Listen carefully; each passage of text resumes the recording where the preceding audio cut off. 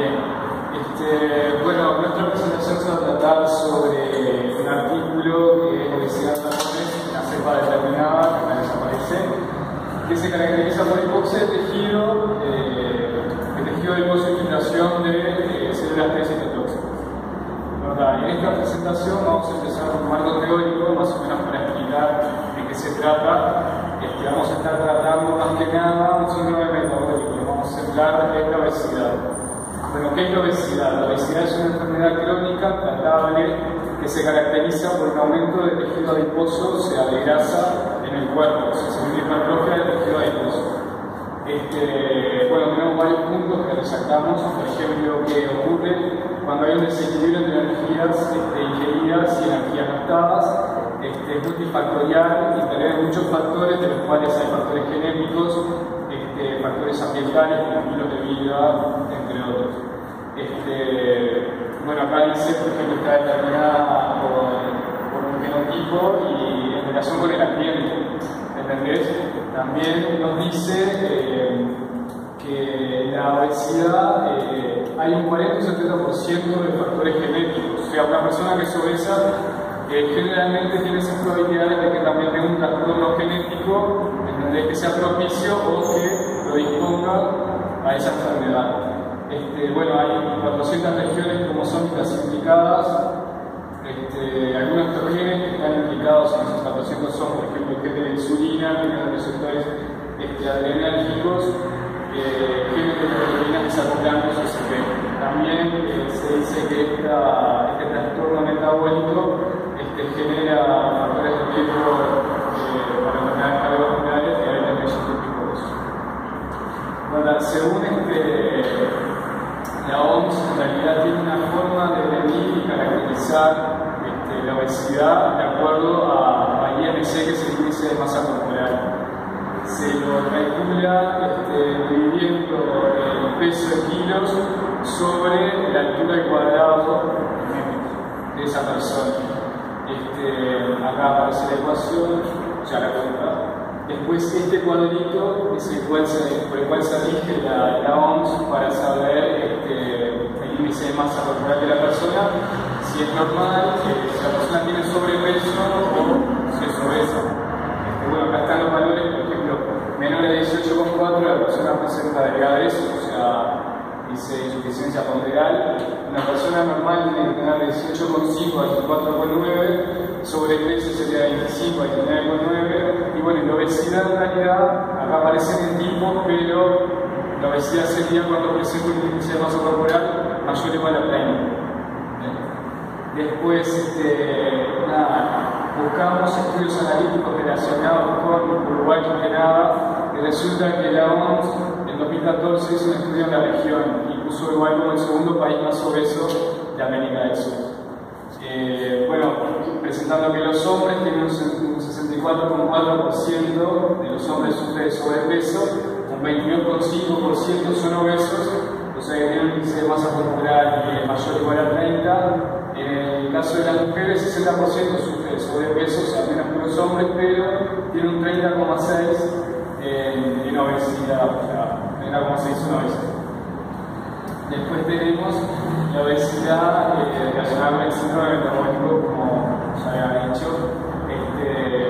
Bueno, la obesidad se asocia con pila de trastornos metabólicos, como por ejemplo la hipertrigliceridemia, que es un aumento de triglicéridos en el cuerpo, que sería, imaginamos, una disminución del metabolismo de triglicéridos.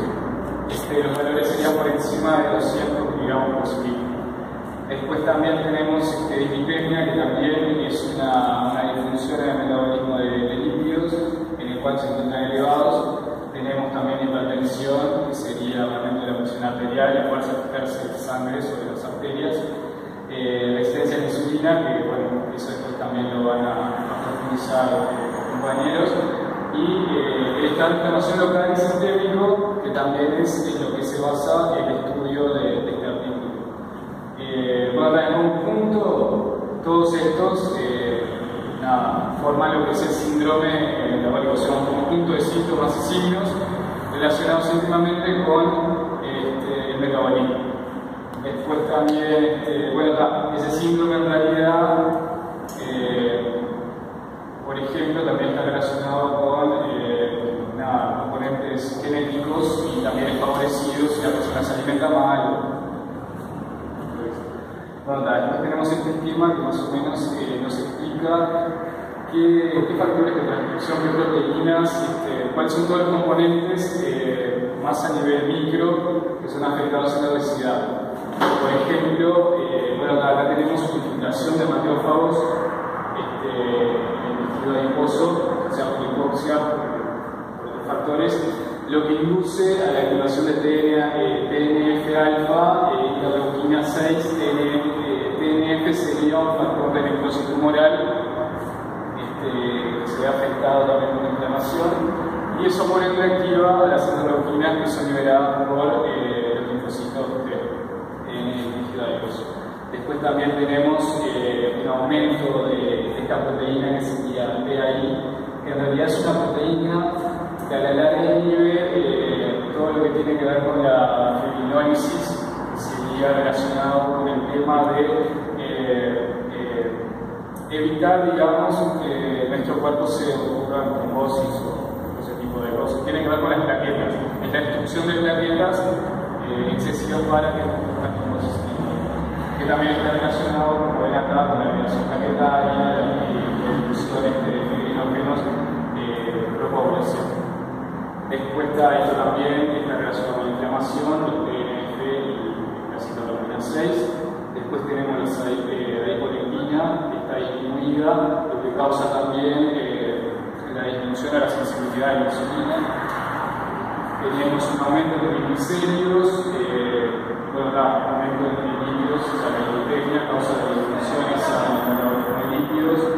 También vemos un estrés oxidativo, que ahí nos indica un desequilibrio en los niveles de oxígeno del cuerpo, en los cuales se van a encontrar radicales libres, que los radicales afectan de forma negativa a nuestro cuerpo, son especies químicas que afectan así, e inducen a la apoptosis celular. La apoptosis celular sería la muerte de la célula. Al aumentar los lípidos vemos el aumento de los LDL, que son los transportadores de lípidos de baja densidad, lo que es propicio también para las placas de ateroma. Acá como células escumosas que se van juntando en los vasos, lo que causa también aterosclerosis, trombosis arterial, infarto agudo miocardio. Estos son puntos que más que nada resaltamos como para guiar, digamos que es como la entrada a lo que se va a hablar más que nada en el artículo, que sería la obesidad visualizada como un estado de inflamación de bajo grado, en el cual resaltamos estos dos puntos, que es alteración de las adipoquinas. En las adipoquinas entran muchas proteínas, que sería leptina, TNA-alfa, leptina, de la adiposidad corporal, y la infiltración de macrófagos activos en el tejido adiposo. Después también vemos la obesidad genética, que está relacionada con estos factores de transcripción que serían HIF, QRK, NF-κB. Después tenemos un esquema más que nada como para que se entienda cómo está formado el tejido adiposo. Lo que pasa es que estos acá serían los adipocitos, tenemos adipocitos, o sea, esto sería un tejido adiposo normal, en función normal. Presenta en poca cantidad igual linfocitos, presenta macrófagos y células endoteliales que tienen que ver con la vascularización del tejido. También este tejido en la función normal es un tejido en el cual es dinámico, está en movimiento, no es un tejido fijo, tiene funciones anabólicas y catabólicas. Se dice que tiene un ritmo circadiano que habla de que en ciertas horas del día, o sea, cumple una función, o sea, cuando estamos despiertos cumple una función, cuando estamos dormidos cumple otra, ya sean anabólicas o catabólicas, están formando compuestos o destruyendo la voz para la organización de energía o lo que sea. Y esta es la parte del marco teórico. Las adipoquinas son proteínas metabólicamente activas que las producen los adipocitos. Tienen funciones principales en la regulación de algunos procesos metabólicos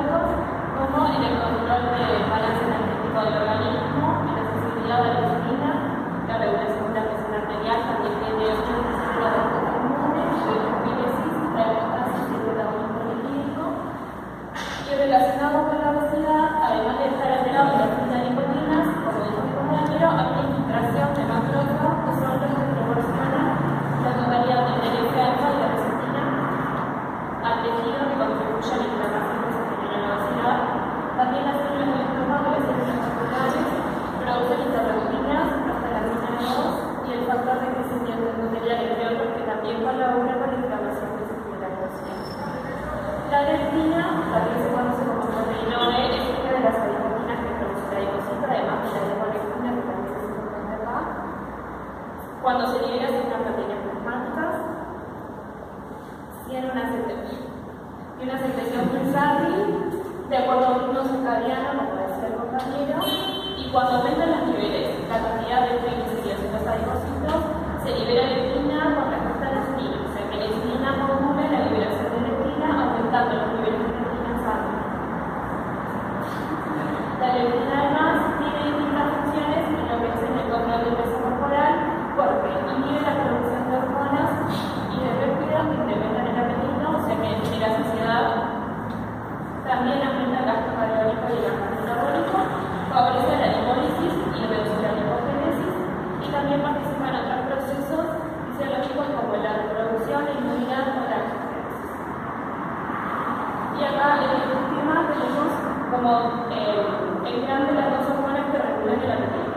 Acá la leptina, que es la que, como decía, regula la saciedad, se produce en el tejido adiposo, se libera la circulación, llega hasta el hipotálamo, y el hipotálamo lo que hace es que inhibe las neuronas CRPI, que son las que producen el apetito, y además estimula las neuronas COX, que son las que generan la sensación de saciedad. Al contrario, la grelina, que es una hormona gástrica, que libera la circulación, y también el hipotálamo lo que hace es estimula a las neuronas CRPI, que son las que nos hacen sentir hambre. Las neuronas CRPI al mismo tiempo lo que hacen es inhiben a las neuronas COX y el nivel de sensación de saciedad transformado. Y ahora pasamos a la hipótesis que se planteaban los investigadores, que la expansión del linfocito local dentro de los linfocitos del tejido adiposo blanco puede contribuir a la inflamación inducida por la obesidad. Y para esto lo que hicieron fue comparar la composición corporal y la concentración de adiposinas, de marcadores inflamatorios y la expresión de varios genes que vienen regulados por el cáncer del tejido adiposo blanco en tres grupos de ratones de la cepa que habíamos dicho. El primer grupo es el grupo magro o grupo control, que recibió una dieta baja en grasa, 4% de grasa por peso. El segundo grupo o grupo DIO son los obesos inducidos por la dieta, que recibieron una dieta rica en grasa, 35% de grasa por peso. Y el último grupo son los ratones obesos genéticamente, porque son ratones homógenos y con una mutación en el genoma que se genera en el niño. Estos ratones tuvieron la misma dieta que los grupos control, o sea, una dieta baja en grasa, 4% por peso. Una cosa que es importante aclarar es que los tres grupos de ratones pudieron acceder a voluntad a tanto comida como agua. Bueno, en realidad pues lo que a partir de todos los materiales se empiezan a hacer los estudios basándonos en que los tres grupos de ratones iniciaron a las 4 semanas aproximadamente lo que fue el cambio en la dieta y demás, y se midió, digamos, hasta la semana 28, a partir de donde comienzan ya los estudios. Lo primero que se puede destacar es que los ratones con que tenían alimentación magra no tienen obesidad, no solo dóciles, pero sí que tienen obesidad, y además tener en cuenta que estos dos grupos que mantienen la misma dieta y aún así uno es obeso y otro no, que sería en este caso los OBOB, que son obesos, alcanzar incluso 100 veces más, el 100% más de peso que bueno, para poder estudiar un poco lo que es el tejido adiposo que tenían ambos, se hizo un estudio de EXA que lo que hace es medir la densidad por rayos X de lo que son los tejidos. La primera gráfica variable lo que representa es el peso que va a tener cada uno. Estos son los ratones magros que van a tener bueno, el peso, como hablamos, normal, y como hablamos recién también, los OBOB acá se tienen el doble de peso que los magros, manteniendo la misma dieta por la mutación. En cuanto a lo que es el tejido magro, que serían las del medio, empleaban los 3 ratones, si bien en los mutados OBOB tenemos un poco más de tejido graso, el tejido magro, en realidad no es mucha la diferencia. Sí se ve claro en lo que sería directamente el tejido adiposo, que está 4 veces, o más de 4 veces, elevado en ratones OBOB y bueno, también por supuesto elevado en los ratones que fueron alimentados con la dieta vegetal. Bueno, en relación a esto, lo que se estudió también fueron casos de insulina, y por eso vamos a hablar un poco de lo que es la insulina primero, cuáles fueron las variables que correlaban en los ratones. La insulina es una hormona secretada por las células betas del páncreas que libera la presencia de hiperglicemia y lo que hace es ayudar a las células a captar la glucosa a la misma célula para a partir de allí, bueno, hacer lo que es la utilización de energía por medio de eso. Como se espera en realidad, en los individuos obesos hay un aumento en la cantidad de insulina en sangre y bueno, teniendo en cuenta lo que hablamos de que en realidad al haber más adipaminas también se pierde la sensibilidad a esa insulina y hay más insulina pero no sirve, digamos, para bajar del todo la glicemia. Digamos, con la cabeza es un cuadro para mostrar un poco. A través de los receptores de insulina, llega la insulina, lo que hacen es exponer a los GLUT4, que son los que van a permitir el ingreso de la glucosa a la célula. Bueno, acá está la gráfica en realidad con la conclusión de lo que hablamos recién sobre la insulina. Bueno, acá se ve en realidad la cantidad de insulina en sangre de los ratones magros es baja y además, bueno, por lo que son los estudios también es suficiente en realidad. Como esta insulina no tiene la ineficiencia porque no están bien los receptores de las células para presentar la insulina, vemos que los niveles son mucho más altos.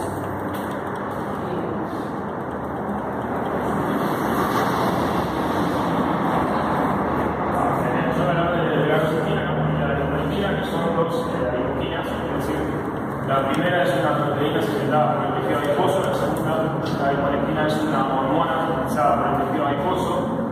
La primera se relaciona con la resistencia a la insulina, que se ve aumentada en los ratones bio y OBOB, y la adiponectina es una hormona sintetizada por el tejido adiposo, pero que, al contrario de la resistencia, baja la resistencia a la insulina, o también se puede decir que sube la sensibilidad, aumenta la sensibilidad a la insulina, que participa en el metabolismo de la glucosa y los ácidos grasos.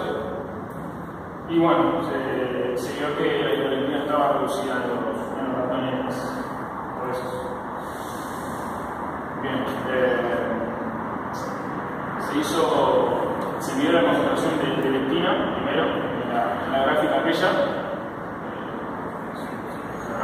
Se midió los niveles de leptina primero en los tres grupos. Acá tenemos el grupo magro, que vemos que tiene una concentración baja de leptina, el grupo bio, que tiene una concentración mucho más alta, y como era de esperarse, en el grupo OBOB de los ratones modificados genéticamente no presentaron el pico, era algo que se esperaba.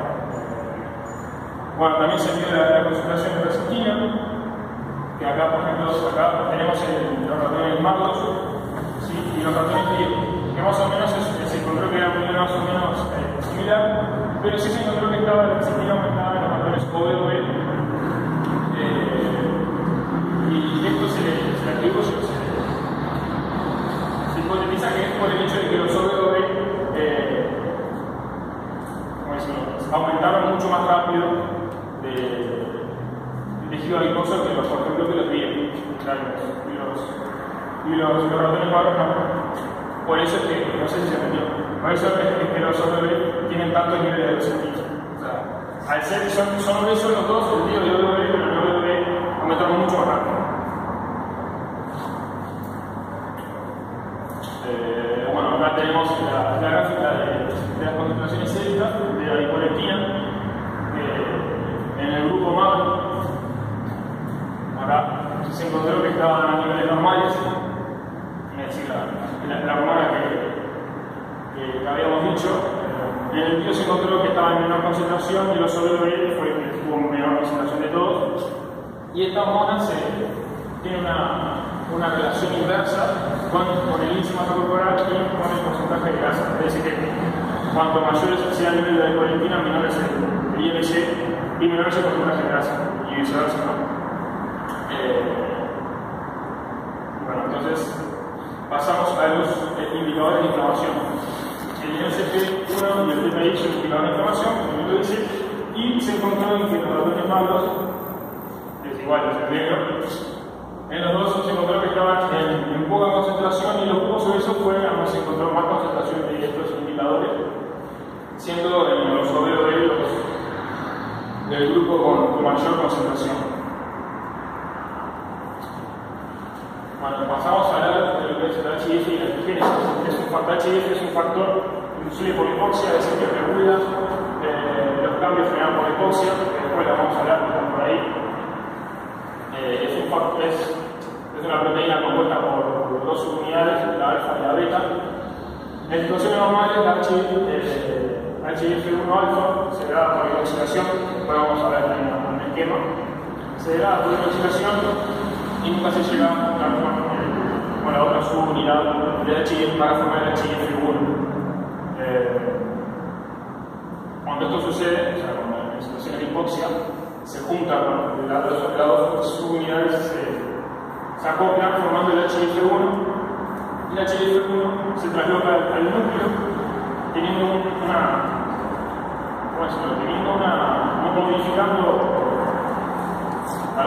el HIF se trasloca al núcleo provocando la activación de ciertos genes y estos genes modifican todos ese tipo o sea, tienen esa de modificaciones, ¿no? Tipo el metabolismo, encima del metabolismo, la metabólica, el transporte de glucosa, el glucogénico afecta a un montón de cosas. Y cuando la glucogénesis se vio que la rápida expansión del tejido adiposo en los ratones obesos no estaba acompañada de una correcta vascularización, con lo cual traía esto que sufrió hipoxia del tejido, porque no tenía el nivel de oxígeno suficiente y con lo cual se murieron los linfocitos, o sea, había tejido adiposo hipóxico, o sea, estaba muerto, como no sé. Y esto formaba inflamación del tejido. Y bueno, acá es más o menos lo que estaba explicando. En situaciones de hipoxia, el HIF1 alfa se acopla con el HIF1 beta y trasloca al núcleo, pasando todo lo que habíamos dicho, modificando todos esos factores. En el caso de que haya oxígeno en situaciones normales, la HIF1 alfa se monoxida y es marcada con nicotina, que son proteínas que marcan, son proteínas marcadoras para la reacción de los compuestos. Y en este caso se lleva el proceso del HIF1 alfa es degradado y así no se lleva a juntar con otras subunidades. Sí. No, claro. O sea, es un tejido hipóxico en realidad que conlleva a la hipoxia y a la muerte del tejido. Exactamente. Sí. La inflamación en realidad es por la hipoxia y por la muerte. Más que nada, el tejido necrótico en realidad, o sea, causado por la hipoxia, ¿no? O sea, el tejido muere por la falta de oxígeno. Claro, pero estos adiposos están muertos.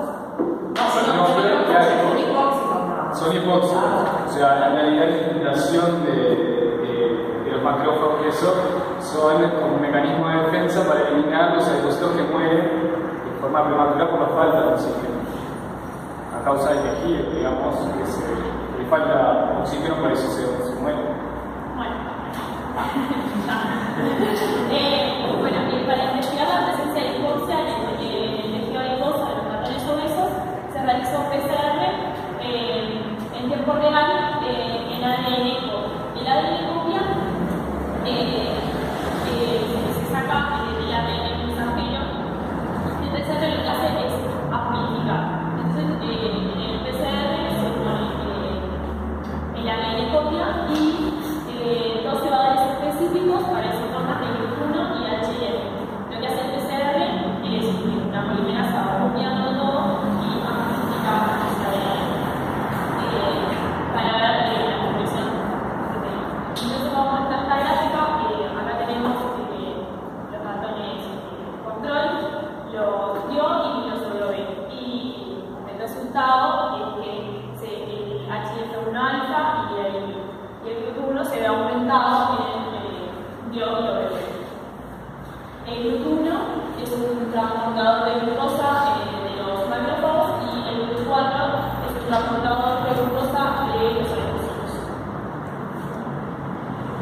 Otro estudio es el ejemplo de extracto de proteínas de glucosa perigonadal, buscar por electroforesis la presencia de HDL alfa y glucosa en los 3 grupos de ratones. Como vemos acá, del 1 al 4 es el ratón control, del 5 al 8 se reprodució y del 9 al 12 los hombres. Entonces, ellos tendrán 4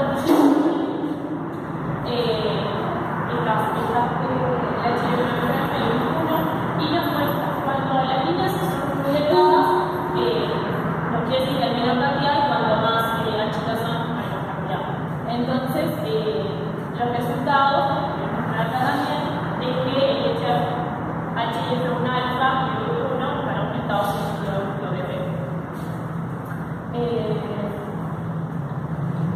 Otro estudio es la evaluación de la presencia de oxígeno en tejido en vivo, la presencia de hipoxia utilizando un sistema antiflujo basado en simonidazol y sensor de fibra óptica para la cuantificación en vivo real de la presión de oxígeno. El sensor fluorescente de oxígeno es una sonda que mide la presión de oxígeno y la temperatura del oso, emitiendo una fluorescencia. Esta fluorescencia, cuando la intensidad es proporcional a la cantidad de moléculas de oxígeno y es inversamente proporcional a la concentración de moléculas de oxígeno. Acá, en estas gráficas, el sensor lo que reveló es que el tejido adiposo de la relación en control es la presión de oxígeno fue entre 35 y 40 milímetros por mercurio, mientras que los BBB en la presión de oxígeno es un promedio de 20 milímetros. Otro estudio es simonidazol compuesto que lo que hace es reaccionar al tejido tóxico. Entonces, como vemos acá, los resultados arrojaron que son ratones malos, parecía, o sea, no reaccionó como esperarse. Y después, en estas dos, este que se amplió, tienen pocas, están marcados esporádicamente, y los otros, los malos, la atención es más frecuente y intensa. Entonces,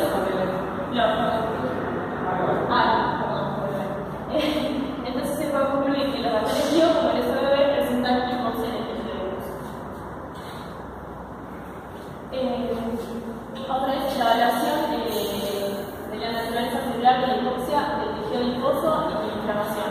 Lo que hizo acá es inhibición del tejido adiposo para anticuerpos específicos anti-F480 que son de macrófagos y anti-CD que son linfocitos T. Lo que se encontró es que los macrófagos se encuentran rodeando los angiocitos de los ratones OBB.